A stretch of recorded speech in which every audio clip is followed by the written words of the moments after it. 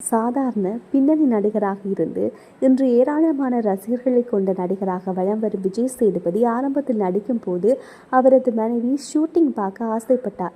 ஆனால் அவரை அனுமதிக்கவில்லை. மனைவி அவமானப்படுத்தப்பட்டதை பார்த்து இவர் ஒரு நாள் தனது மனைவி ஆசைப்பட்டது நடக்கும் என்று ஆசையுடன் தனது சினிமா பயணத்தை ஆரம்பித்தார். தொடர்ந்தும் பல வெற்றி படங்கள் கொடுத்து வந்தாலும் சமீப காலமாக இவருக்கு வாய்ப்புகள் குறைந்துள்ளது.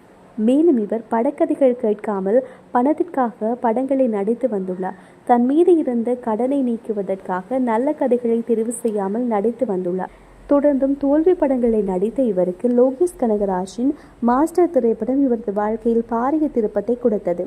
மேலும் 96 காதல் கதையில் நடித்து ரசிகர்களின் மனதில் உச்சத்தில் அமர்ந்தார்.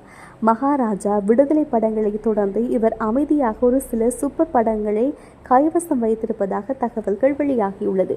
மேலும் இவர் 96 படத்தின் பாகம் 2 நடிக்க மறுத்துள்ளதாகவும் தெரிய வந்துள்ளது.